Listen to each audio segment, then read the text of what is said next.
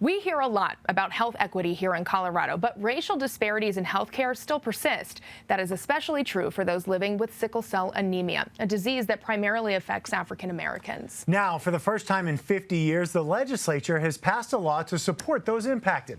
Your political reporter Sean Boyd is here with details. And Sean, this is a big deal. Yeah, I spoke to a woman who has sickle cell, and she started crying when she talked about how much this means. 1 in 8 African Americans in Colorado have the carrier gene for sickle cell, and yet the disease has received little attention at the state capitol for decades. Not since Representative Ari Taylor, the first African American woman elected to the State House, sponsored a bill creating the Sickle Cell Treatment and Research Center. Now, 50 years later, a new group of lawmakers, all African American women themselves, are carrying on Taylor's legacy with a new law named after her. As Governor Polis signed a law creating the Ari P. Taylor Sickle Cell Outreach Program, Michelle Woods was overcome with emotion. I'm just so happy.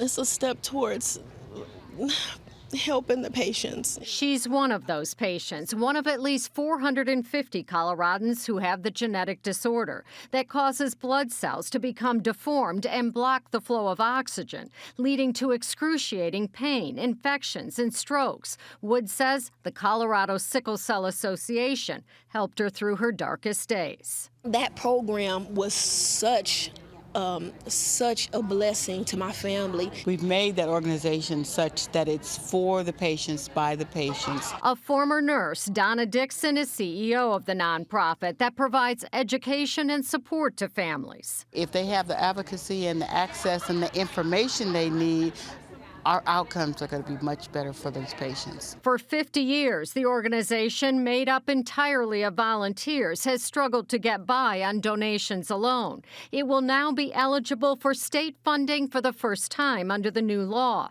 named after the lawmaker who helped fund the first sickle cell clinic in the state. Ari Taylor was such a fighter, and when I look at her history and how much it meant for her to make sure that the people in our community who suffer with sickle cell, that they are taken care of. It's incredibly important to know that our stories matter here in the state of Colorado and that they are validated with the supports. Once a recipient of the Sickle Cell Association, Michelle Woods is now paying it forward as a volunteer. It's been rough.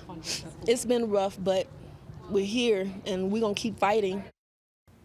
The new law allocates $200,000 a year for the next 5 years to the Department of Health, which will contract with organizations like the Colorado Sickle Cell Association to provide outreach and support to those living with sickle cell anemia and connect them with available services and the latest treatment. And the good news is there have been some amazing breakthroughs in the treatment of sickle cell anemia over the last few years. It's wonderful to see. Sean, thank you.